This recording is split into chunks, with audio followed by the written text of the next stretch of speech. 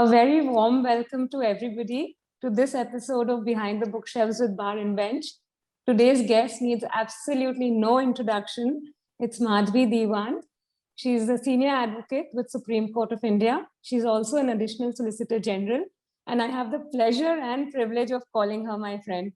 Welcome, Madhvi, to the show. Thank you so much for joining us.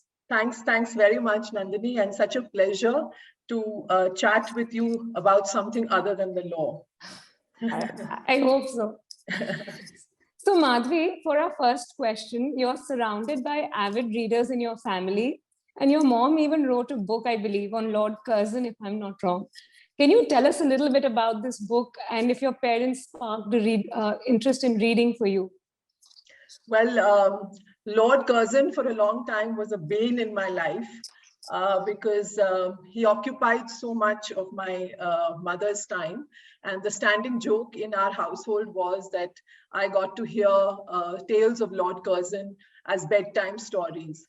But actually, that was not how it began. My mother was actually a student of literature. She traveled far and wide in pursuit of her love for literature.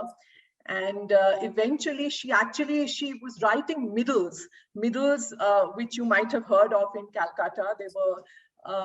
They've of course gone out of style now, but these were short pieces which appeared in the middle of a newspaper, which is why it was known as a middle.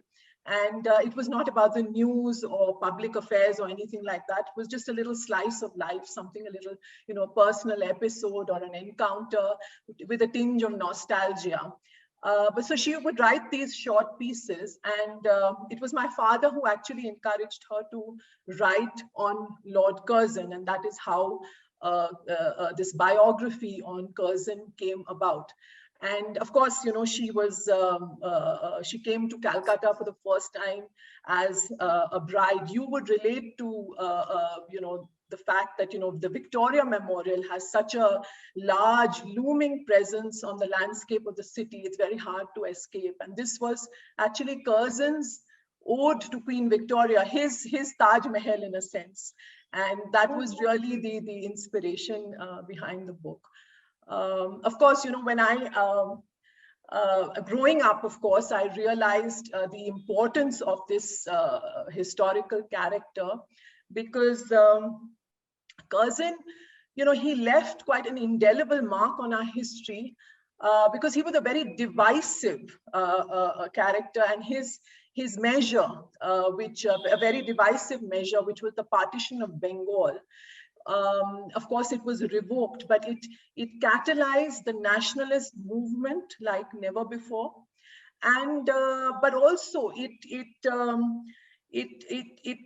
became the precursor for the partition of India, and therefore it changed the history of the subcontinent. So historically, he's a very important figure.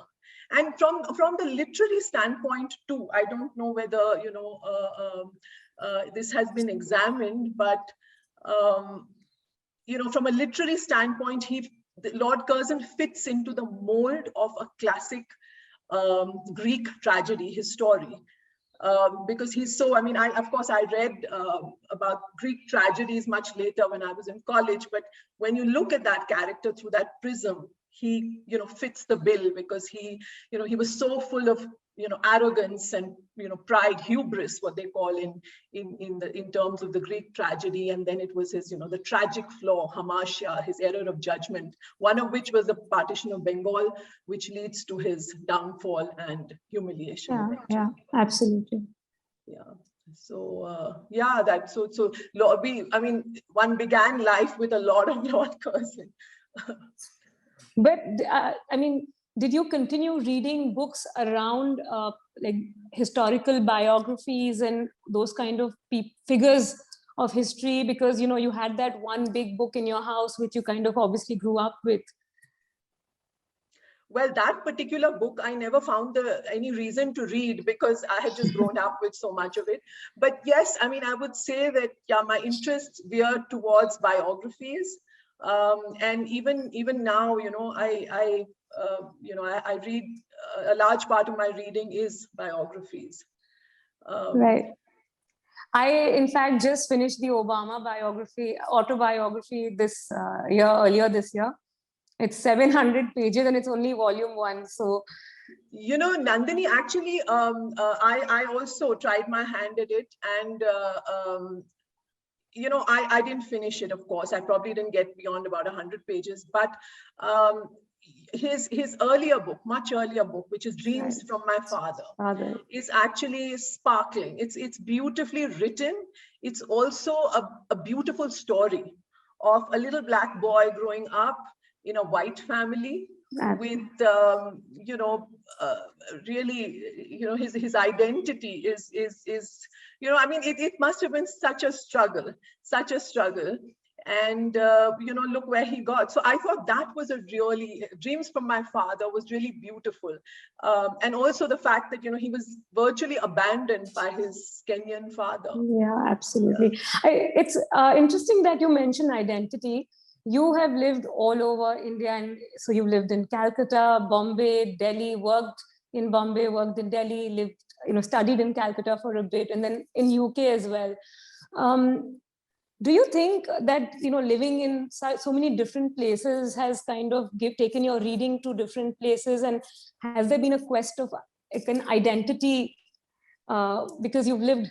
Do you identify with a particular place or with a particular sense of history because of your myriad experiences world over? Yeah, well, I think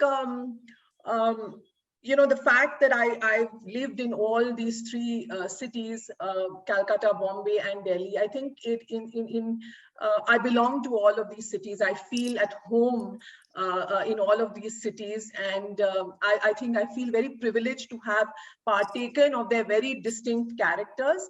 And you know, in some ways, it's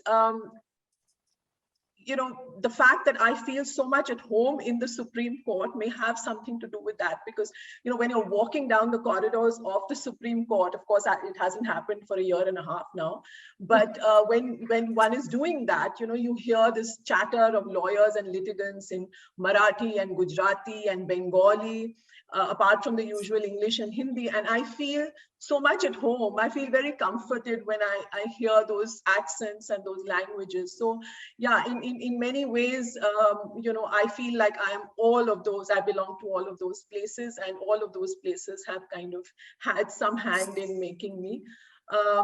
But you're right, you know, identity, I guess, you know, I have read a lot of literature where, you know, identity is the prime focus. And you see it, of course, in a lot of post-colonial literature, whether it's Naipaul, Jhumpa Lahiri, or Pico Iyer. But, you know, Nandini, I must tell you about a literary figure, actually, that I read about in a book on the Bengal Renaissance. It's called The Awakening by Subrata Dasgupta. And it essays the character of Michael Madhusudan Dutt.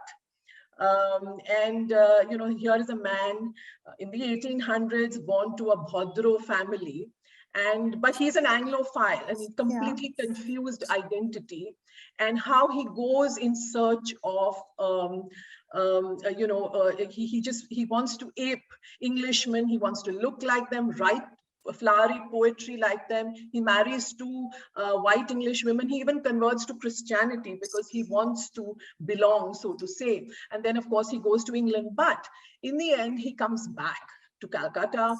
He starts writing in Bangla. So he rediscovers his roots. And what really makes him famous, and which is why we know him today, is largely because of his magnum opus, which is Meghnad Bodh Kavya, which is you know, inspired by apparently by Milton's Paradise Lost, but it is in Bangla. So, you know, there was a return to the roots. And I think, you know, identity, of course, it comes, I mean, in two ways. One is how you want to see yourself, which is what, you know, Michael Madhusudan Dutt went in quest of that. And then is what, you know, others define you as. So that otherness which defines you, which you see, for example, in maybe Jhumpa Lahiri's writing, is also, you know, very powerful, very powerful. I mean, someone like her, you can't take she never lived in India. She's, essentially American, but you can't seem to take Bengal out of her. So, any particular book of hers which you really like? Oh yeah, I mean, I have read all her short stories, Unaccustomed Earth and Interpreter of Maladies, and of course, her namesake I loved. Because that's a very lovely, story of identity, where the protagonist Gogol is he's carrying this strange name to start with, and then this constant, the Bengali parents trying to, they're struggling themselves. So and then eventually he finds himself. That's a very, very moving story. Very moving story. Yeah.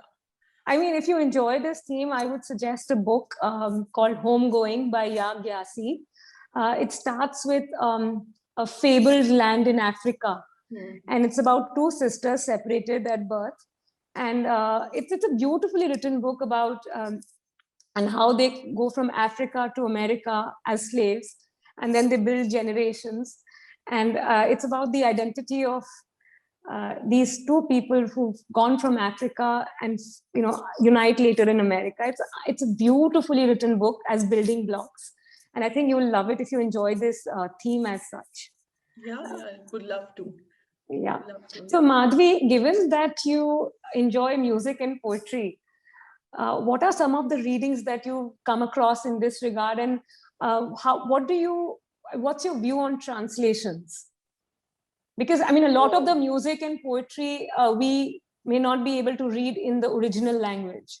Yeah, so I think a lot is lost in translation. A whole lot is lost in translation. And let me say this, that as Indians, we have the advantage, and it's a huge advantage, to be bilingual, if not multilingual. And this is really because as Indians, we are compelled to communicate with people from, different parts of the country with different linguistic backgrounds. And, that compulsion is actually a very happy compulsion, because it opens a window to a different culture and perhaps a different literature. But you see, the thing is that, if we do speak a smattering of languages, as because I grew up in different places, but I wish, and this is something I tell myself, that I wish I would take it one step forward and learn a little more of those languages, so I can actually appreciate and enjoy the poetry or the literature in that particular language. I mean, to give you one example, say, if you read a Tagore poem in English, of course I understand it perfectly, but the point is, when I hear the Bengali, there is there are some words I may not follow immediately, at least, but there is a certain melody and a sweetness to that Bengali recitation, even though it may not have been put to music at all. And there is a certain thing about a cultural context, the nuances. You cannot capture that in a different language, and therefore I think I wish. I mean, this is certainly on my list of things to do, to educate myself a little bit more on other languages, so that you can appreciate it. Now, I mean, for example, I know, I mean, you are a lover of Urdu poetry, and I mean, something like Dashte Tanhai, I mean, how do you translate that romance in English? I mean, I have looked for translation and I haven't found that, Teri awaaz ke saaye, tere honton ke sarab. So how would you, translate? You cannot transplant, it's an ambience, it's a cultural context, and it's very difficult to replicate in a different language. Yeah. So yeah, I think I sort of need to spend a little more time educating myself. I mean, I did start learning Urdu a few years back to be able to read Urdu poetry in the original script. I mean, language in a sense that you hear it and you understand it largely. Yeah. But I didn't stay with it. I'll pick it up again at some point. And I must thank you for introducing me to Dashte Tanhai. You know how much I love it. Yeah, that makes two of us. But here I'll say, I was telling you about the book I read called The Awakening on the Bengal Renaissance. And, the author, Subrata Dasgupta, he essays so many of these characters who have contributed to the literary renaissance in Bengal at the time. Now, one of them, I mean, you know, and it just gives us some perspective of where we are going wrong, really. Now, there was a man by the name of William Jones, who a barrister who came to India in the 1700s to be a judge, actually, in the Supreme Court the Supreme Court was then in Calcutta. And of course, here is he spends, this is an Englishman who has to preside over his court at 9 a.m. He spends 1 hour before that with a Sanskrit Pandit learning Sanskrit, and the next hour on Persian lessons. So this is a man who eventually translates the Kalidas's Shakuntalam into from Sanskrit to English. And, you know, think about it, that today, after all hundreds of years, if you and I were to read Kalidas, we would perhaps we would first rely on an English translation.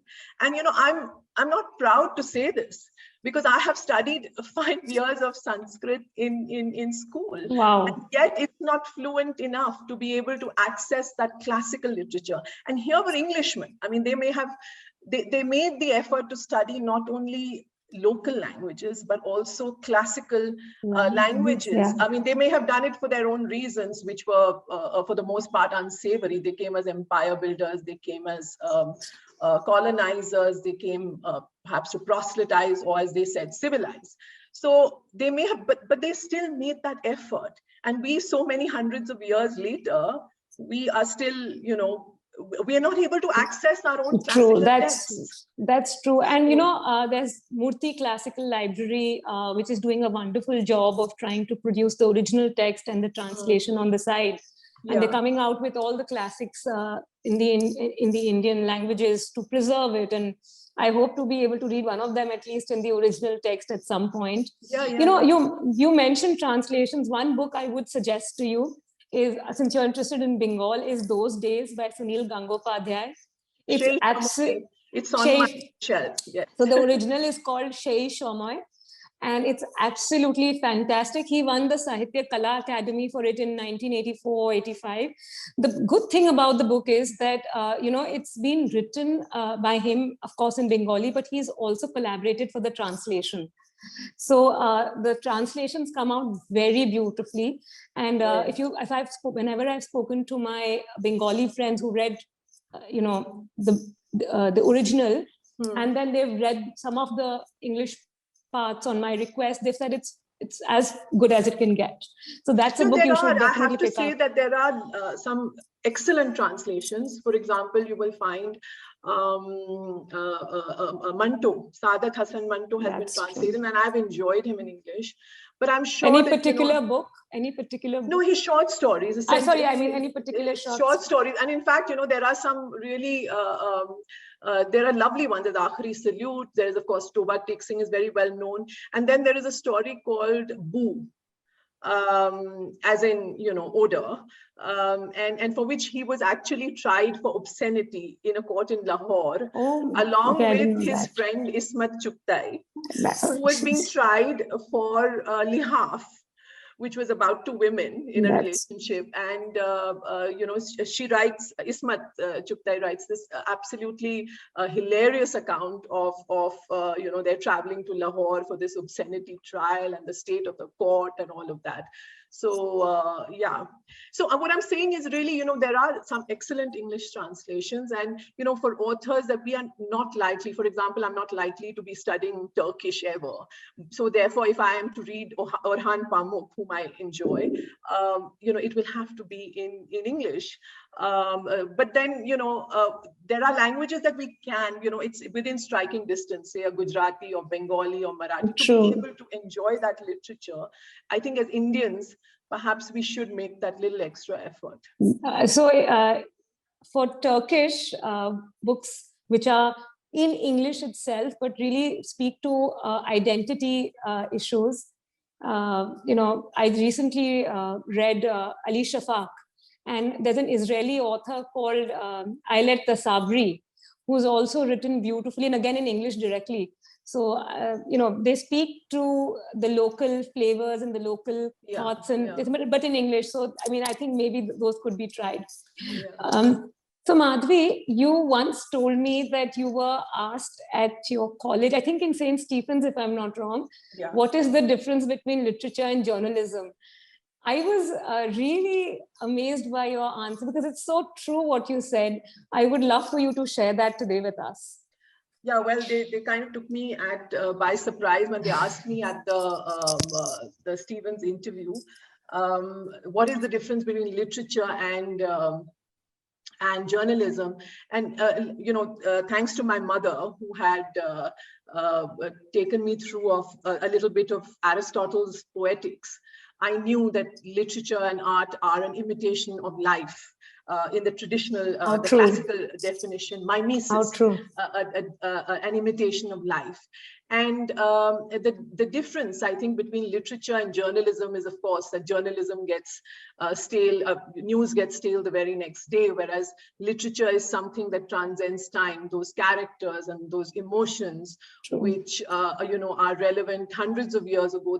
They remain as fresh and relevant today because the very characters, whether it's Lady Macbeth's ambition or it's Othello's jealousy or whatever, or Karna's insecurity in the Mahabharata, these are, or Shakuni's the way he tricked the Pandavas, those characters never go out of style, do they? Because we encounter them in everyday life, and that is why perhaps we turn to literature.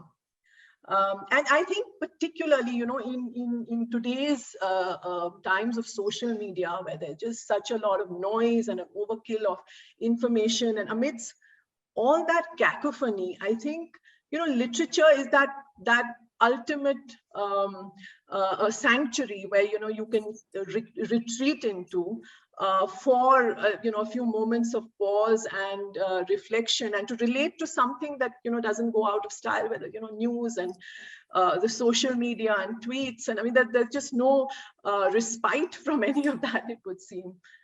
But any favorite or some literature that just stayed with you, or something that you think is really something everybody should read in literature? Well, I think, I was a student of literature at St. Stephen's by accident. I really wanted history, but obviously they didn't think I was good enough for history, so they gave me literature, which was, in some ways, it was harder. But I think that acquainted me with a whole lot of Greek classics, which we studied as a part of the course, whether it was, Plato's Republic or Aristotle's Poetics or, Homer's Odyssey, Sophocles' Antigone. All of that, but the point is that we studied Greek classics, but not one Indian classic. So I think, well, that's certainly on my bucket list. Of course, I have read some of them in translation, but I would strongly recommend both Western classics and Indian really classical literature in that sense. Right. So Madhvi, coming to your family, I know that Shyam and the kids all love reading. Could you tell us a little bit about what Shyam's reading, since he won't tell us? And are there any heirlooms in terms of books that have been handed down to the kids that they are enjoying? No, I think Shyam, you will have to persuade him to disclose to you. He's certainly a voracious reader, but my disclosures would be construed as an invasion of privacy. You remember the Aadhaar judgment, I'm sure. So I'm not going to make. Okay, then don't show him this video. Then don't show him this video.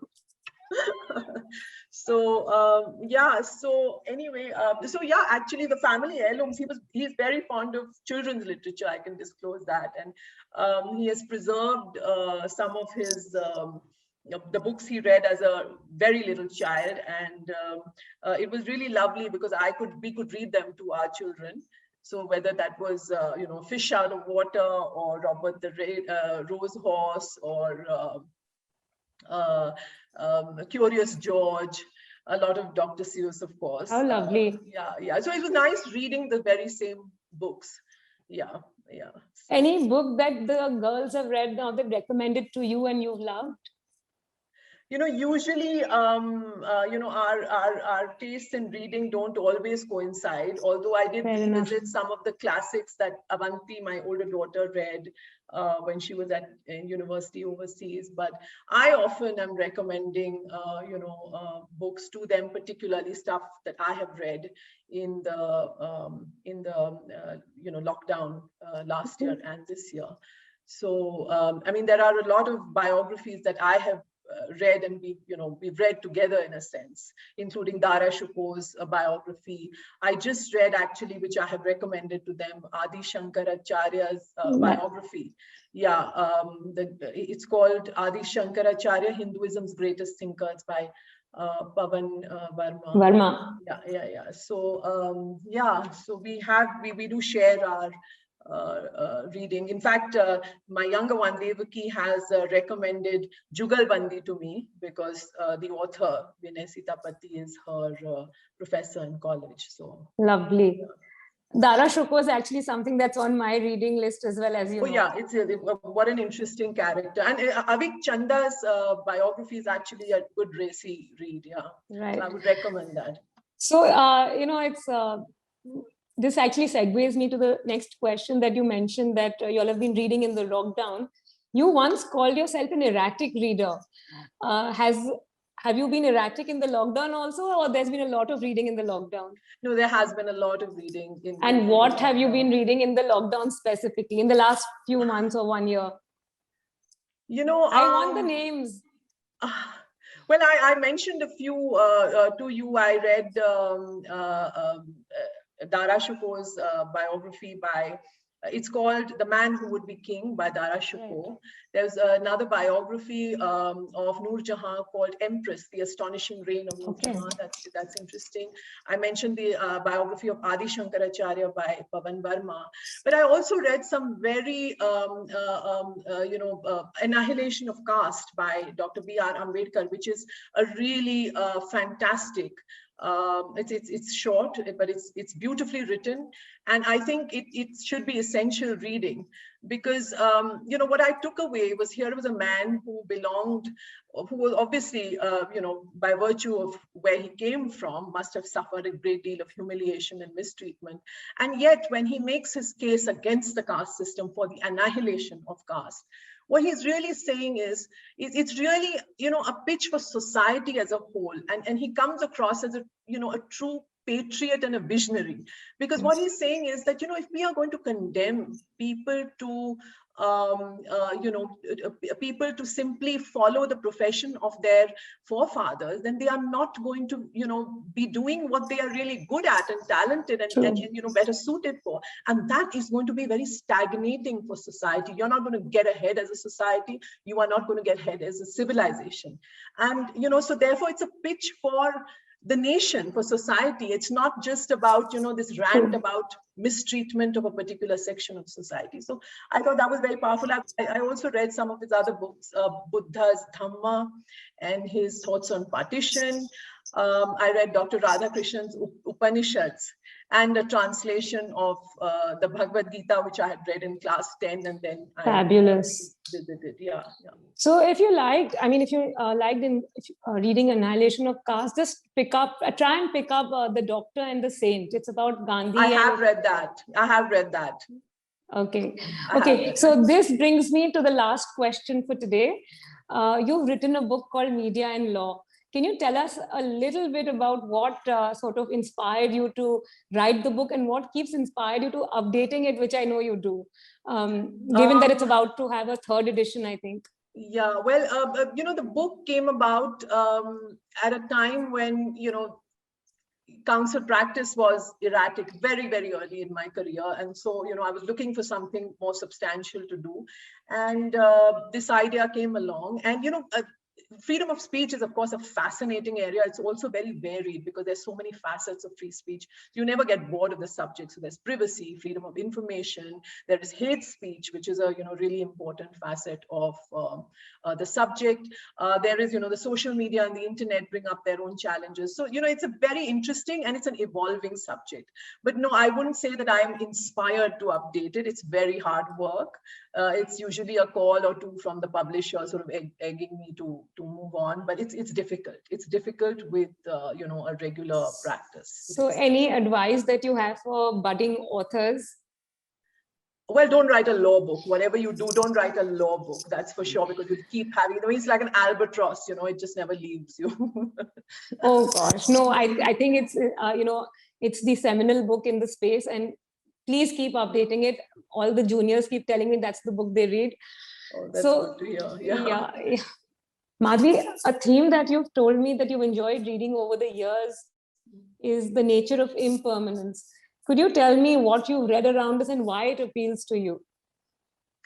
In so much of literature, and of course the philosophical texts which do qualify as literature, classical literature, there is this recurring, abiding theme of the impermanence of material things and the frailty of life. So right from the Bhagavad Gita, which talks about treating the mortal body as a pair of old clothes and discarding them, to present time literature, where the recurring theme is, because that is the one universal truth, which is the human mortality and the insignificance of things. So you see it even today. For example, a lot of, say, Pico Iyer's writings, where he describes the time where his house collapsed like a pack of cards in a forest fire. And then he says that, look, what is home? Home is ultimately less a piece of soil and more a piece of soul. So you find that, for example, even in Kabir. I am sure you have read those dohas, and actually Abida Parveen sings them beautifully, that Mati kahe kumhar se, the conversation between the potter and his clay, and the clay turns back and says, at one point you'll be crushed and buried under me. Mati kahe kumhar se, tu kya ronde mohe, ek din aisa aayega, main ron dungi tohe. So that's beautiful. Yeah, Kabir, and she sings it so beautifully. So that is the one abiding theme, and I guess people write about it and others want to read about it, because we do realize that detachment is the eventual goal, and but it's the hardest thing to do. So I guess for that reason it is an abiding theme in literature over the ages.